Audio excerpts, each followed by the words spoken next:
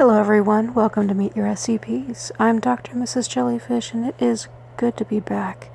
Let me tell you that it is nice to be out of sight redacted and no longer having to deal with redacted.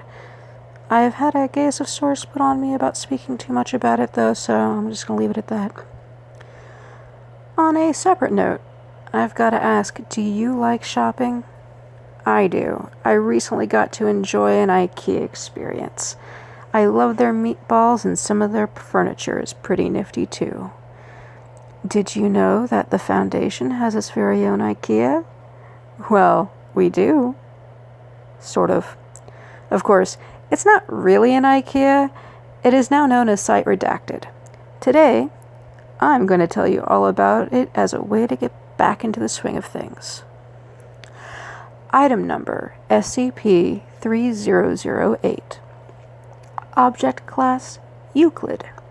Special Containment Procedures. The retail part containing SCP-3008 has been purchased by the Foundation and converted into Site Redacted. All public roads leading to or passing by Site Redacted have been redirected.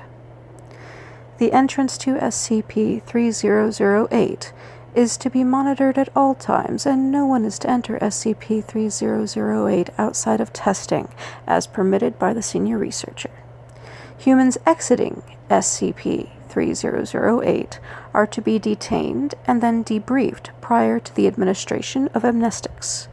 Dependent on the duration of their stay in SCP-3008, a cover story may need to be generated prior to their release. Any other entities exiting SCP-3008 are to be terminated with prejudice. Description: SCP-3008 is a large retail unit previously owned by and branded as Ikea, a popular furniture retail chain. A person entering SCP-3008 through the main entrance and then passing out of sight of the doors will find themselves translocated to SCP-3008-1. This displacement will typically go unnoticed as no change will occur from the perspective of the victim. They will generally not become aware of it until they try and return to the entrance. SCP-3008-1 is a space resembling the inside of an Ikea furniture store, extending far beyond the limits of what could physically be contained within the dimensions of the retail unit. Current measurements indicate an area of at least 10 kilometers squared with no visible external terminators detected in any direction. Inconclusive results from the use of laser rangefinders has led to the speculation that the space may in fact be infinite. SCP-3008-1 is inhabited by an unknown number of civilians trapped within prior to containment. Gathered data suggests they have formed a rudimentary civilization within SCP-3008-1, including the construction of settlements and fortifications for the purpose of defending against SCP-3008-2. Instances of SCP-3008-2 are humanoid entities that exist within SCP-3008-1. While superficially resembling humans, they possess exaggerated and inconsistent bodily proportions, often described as being too short or too tall. They possess no facial features, and in all observed cases wear a yellow shirt and blue trousers consistent with the IKEA employee uniform. SCP-3008-1 has a rudimentary day-night cycle determined by the overhead lighting within the space activating and deactivating at times consistent with the opening and closing times of the original retail store. During the night cycle, instances of SCP-3008-2 will become violent towards all other life forms within SCP-3008-1. During these bouts of violence, they have been heard to vocalize phrases in English that are typically variations of, "The store is now closed, please exit the building." Once the day cycle begins, SCP-3008-2 instances immediately become passive and begin moving throughout SCP-3008-1 seemingly at random. They are unresponsive to questioning or other verbal cues in this state, though they will react violently if attacked. SCP-3008-1 is known to have one or more exits located within, though these exits do not appear to have a fixed position, making it difficult to leave SCP-3008-1 once inside. Using any other door besides the main entrance to enter the structure, or breaking through the walls of the retail unit, leads into the non-anomalous interior of the original store. Since containment began, 14 individuals have managed to exit SCP-3008. Following extensive debriefing, all individuals have been administered amnestics and released. Incident 3008-1. At 37 past midnight on redacted 2000 redacted, a human male exited SCP-3008, followed 10 seconds later by an instance of SCP-3008-2. Said instance caught and killed the man before itself being terminated by armed response personnel. This incident represents the only time an instance of SCP-3008-2 has been seen exiting SCP-3008. A full autopsy on the corpse was performed. The man was carrying an Ikea-branded journal, seeming to document his time in SCP-3008-1, transcribed below verbatim. The transcription of the journal recovered from Incident 3008-1 reads as follows. So, I'm writing this to document what I can only assume is my sudden descent into insanity. I can't possibly be that bad of a navigator, and yet, as I write this, I have been trapped in Ikea for 2 days. I haven't seen another person in the entire time I've been here. I thought it was a prank at first. Turn the place into a maze, get all the people out, and see how long it takes for me to get lost. Then everyone has a good old laugh.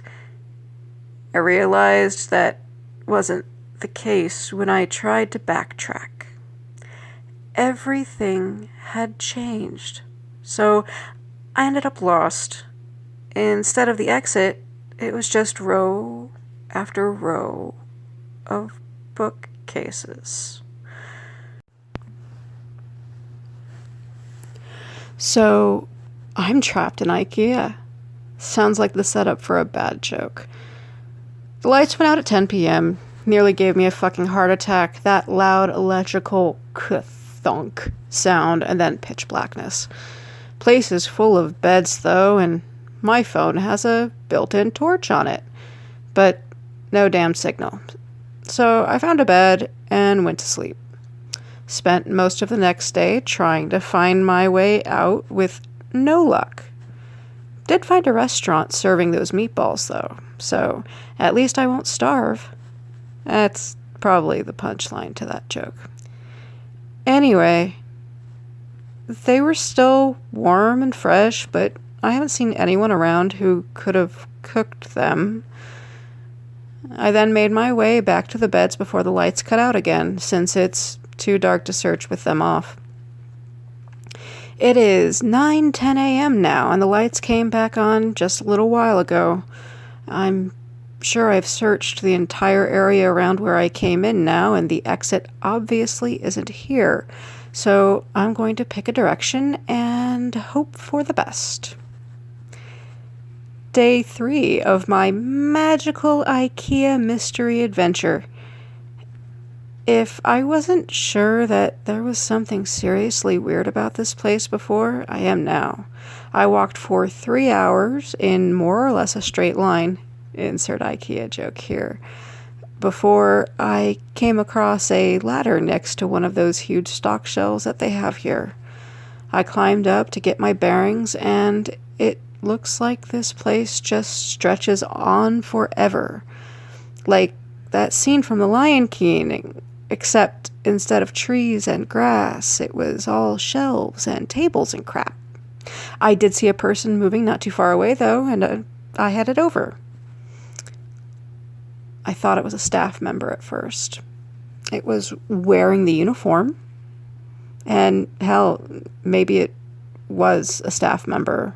Maybe freakish 7-foot-tall monsters with long arms, short legs, and no faces are just the kinds of things they want working at Super Ikea. Damn thing completely ignored me, though, and with no eyes or ears, I can't even be sure it knew I was there. I thought about shoving it or something to get its attention, but its hands were big enough to crush a watermelon, so I decided against it. It just kept moving along, and eventually I lost sight of it, so I decided to carry on the way I was going.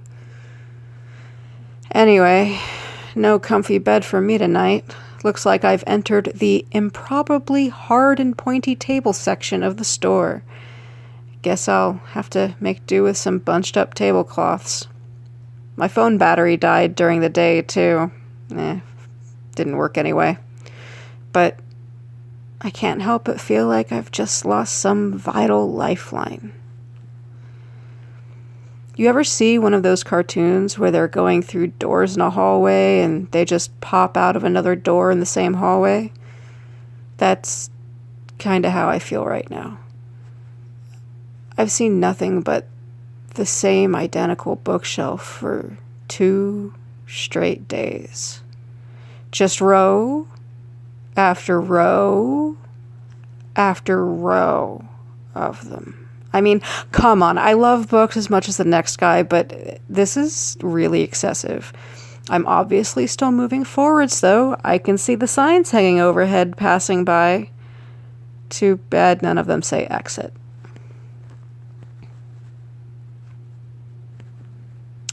I'm not sure who I was addressing that earlier question to. Let's just say it was practice for the autobiography I'm going to write when I get out of here.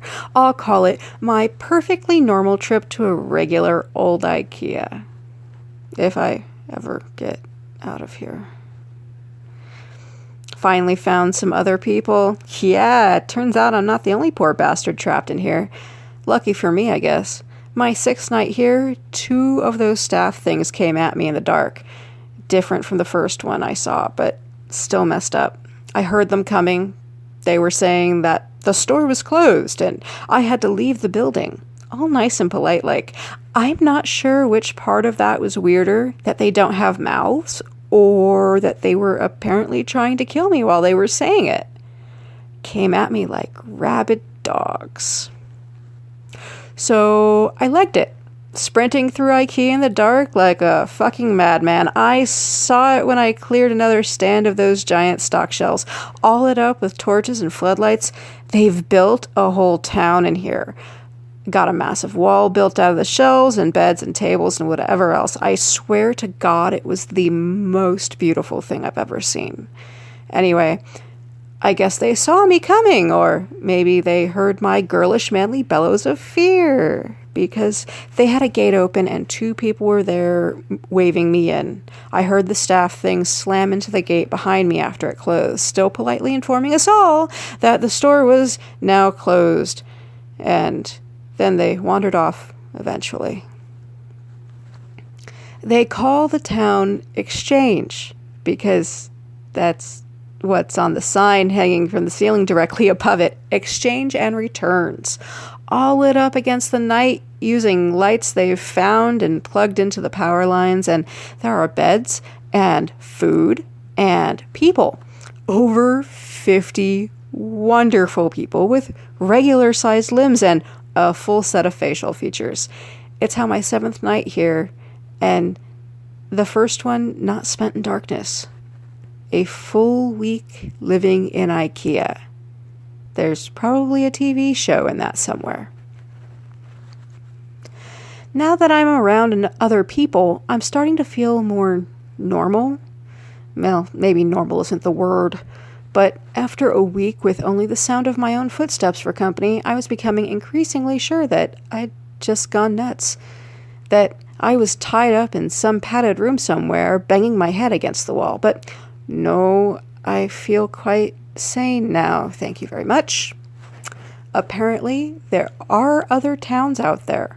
Some with more people, some with less. I found that fairly mind-boggling. How can that many people go missing with no one noticing? Surely someone would have noticed that everyone who goes to Ikea seems to fucking vanish. Or maybe it's not everyone. Maybe we're just the lucky ones. The people here just call those staff monster things the staff. Apparently, they are fine during the day, minding their own business, walking the aisles. As soon as the lights go out, though, they go fucking bonkers. So during the day, people go out to find food, water, and whatever else they need. Apparently, there are restaurants and shops around that randomly get restocked. No one knows how. Maybe the staff do it? Apparently, they aren't very good at their jobs, though, because the restocking sometimes takes a while, which means the food needs to be rationed. Maybe if they weren't so busy chasing people around in the dark, they'd get more done. Anyway, when night comes, the staff go nuts and everyone holds up inside the walls. Apparently, it's the same everywhere in this place, whatever this place is. The Ikea, from whence all other Ikeas sprung. Or maybe we're all just in the regular Ikea and this is all some fever dream brought on by mind-numbing boredom. Who knows? Been here for 10 days now. Most of the people I asked said they stopped keeping track a long time ago, and one guy, Chris, said he'd been in here for years. Years. Illegible scribbles. Apparently, there are rumors of people who do manage to get out, and of people who see the exit only to have it vanish before their very eyes. I get the feeling not everyone believes that, but I do. It explains how we got stuck in here in the first place. Sort of. And, I mean, come on. Staff monsters, row after endless row of high-quality Swedish furniture. I don't know why they would find a disappearing door so hard to believe in. Anyway, I went out scavenging for food at a nearby shop with Sandra and Jerry today. Once you learn the landmarks of this place, it's not so hard to navigate. The overhead signs help a lot, but there are others too. Not too far in the distance, a huge section of those giant stock shelves has collapsed against each other, and way off in the east, we all assume it's east anyway, apparently Ikea doesn't sell compasses, is some kind of tower that looks like it's made of wood, reaches all the way to the ceiling. Maybe they were trying to break out through the roof? Lights up at night, so there must be people there, but it's apparently a few days' walk away, which means it must be miles away. So no one here really knows for sure. Apparently, I got incredibly lucky sleeping out in the open for a week without getting ripped to bits by the staff.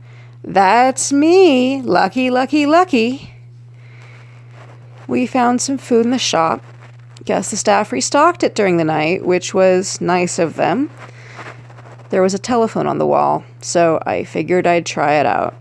There was a voice on the other end, but they were just talking nonsense. Random words strung together with no real meaning. You ever see a video of someone with aphasia? It kind of sounded like that. Didn't answer me when I spoke to them anyway. Sandra says all the phones in here are the same. Oops. Asking the journal questions again. I was thinking last night, the ceiling on this place is pretty high, and as far as anyone can tell, it goes on forever. Shouldn't there be some kind of weather in here? I'm sure I read about some NASA building that was so big it had its own weather patterns, with clouds and stuff. This place is definitely bigger than that, but now that I think about it, I'm pretty sure I've never felt so much as a temperature change in here. I'll add it to the grand list of weird bullshit. The staff attacked the exchange last night. Must have been 20 or 30 of them, all just asking us to leave the store, calm as you like, while trying to smash the walls down with their bare hands. Apparently, this happens pretty regularly, so everyone's prepared for it. Knives from the restaurants, lawnmower blades made into hatchets, a fire axe. One guy, Wasim, even made a functional crossbow. Anyway, the walls have holes in them, which I hadn't noticed before, specifically so we can stab out at the staff when they attack. Took a couple of them down myself. They don't seem to bleed, which is weird, but they go down as easy as a regular person once you start sticking holes in them. We had to haul the bodies away in the morning. Apparently the dead ones will attract more during the night, so we had to get them away from the exchange. We have a couple of those trolley things they use to move big boxes around, so we loaded them up and took them over to pickup. Apparently, people just name everything in here after whatever sign is hanging overhead. Pickup was grisly. There were hundreds, maybe thousands of dead staff, all piled up. There was no smell, which was a blessing. Apparently, in addition to not bleeding, these things don't rot either. My curiosity got the better of me while we were unloading them, so I took a look at one of the more cut-up ones.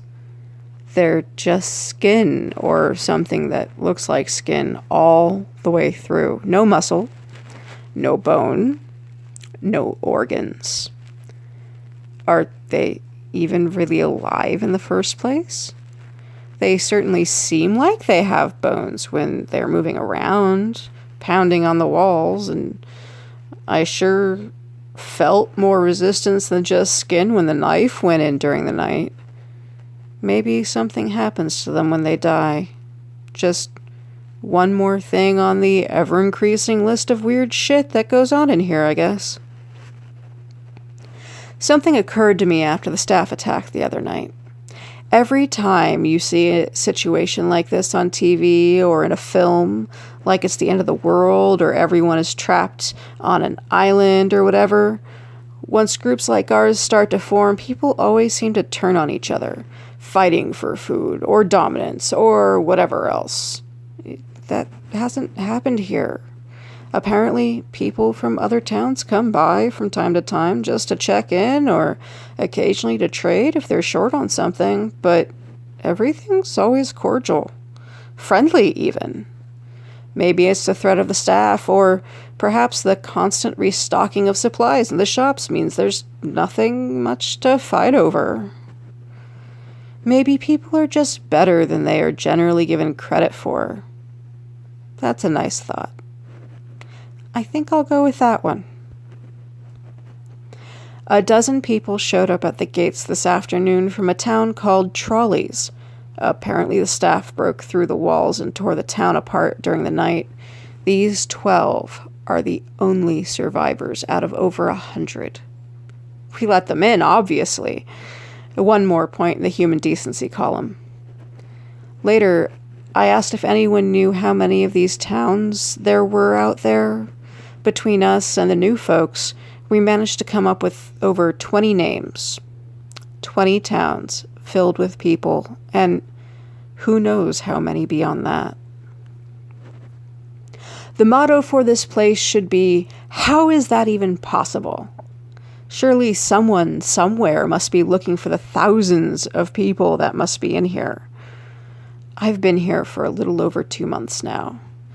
Not that much changes, as it turns out. A couple of new people showed up, same story as the rest of us. Nice little trip to Ikea, and suddenly they're trapped in Billy Bookcase's house of faceless weirdos.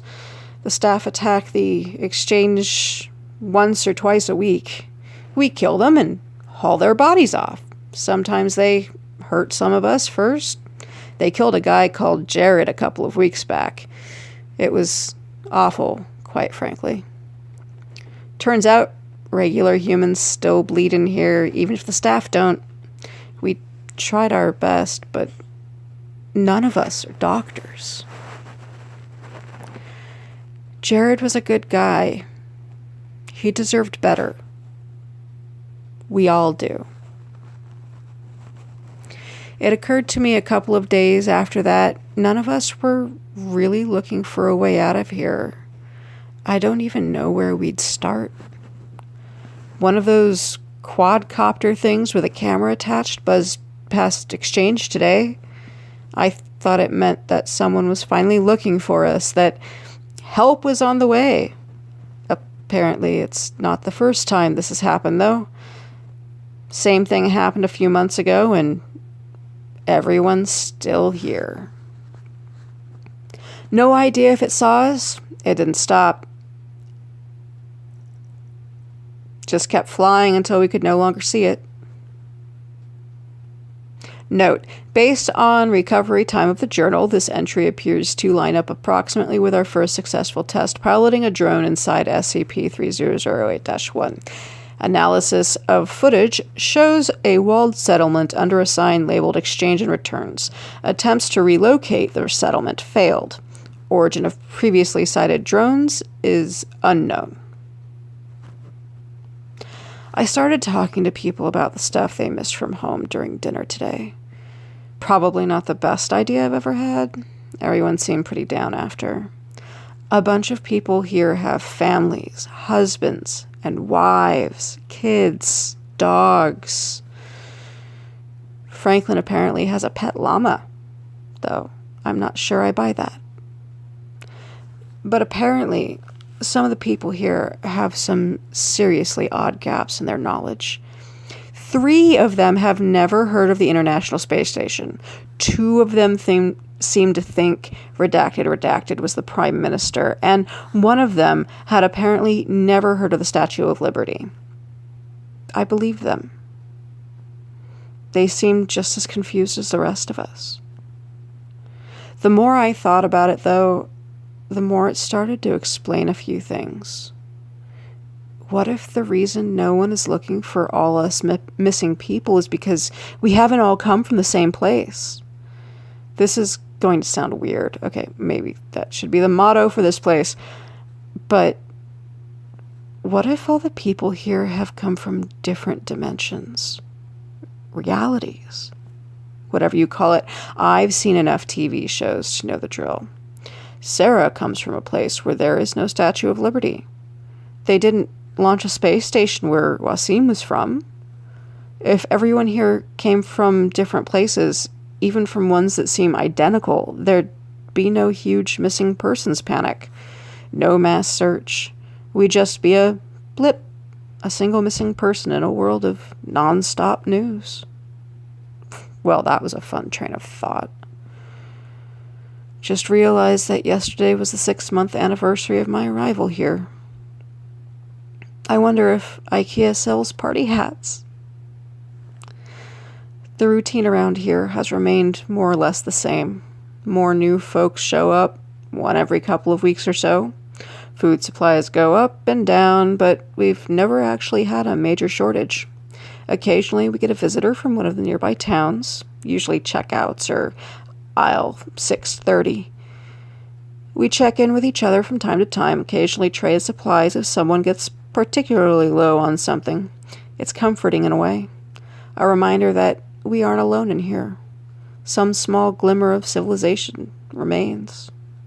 Sometimes they bring medical supplies. Apparently, there's a pharmacy a few towns down from checkouts that gets restocked every now and then, so they share out what they can. I've never heard of an Ikea with a pharmacy before, but at this point, I wouldn't be surprised if someone stumbled on an IKEA organ harvesting lab. Would certainly explain the staff. Speaking of our faceless jailers, their attacks have been getting worse lately, 3 or 4 times a week now, with twice as many staff as there used to be. No idea where they all came from, or why the attacks have increased. We tried following one of them during the day a few weeks ago. Me and Sarah wanted to see if they lead back to a staff room or something. It didn't seem to go anywhere, though. Just randomly walked through the aisles. We had to turn back before we found anything. We've been reinforcing the walls, trying to arm ourselves better. Certainly no lack of materials to use.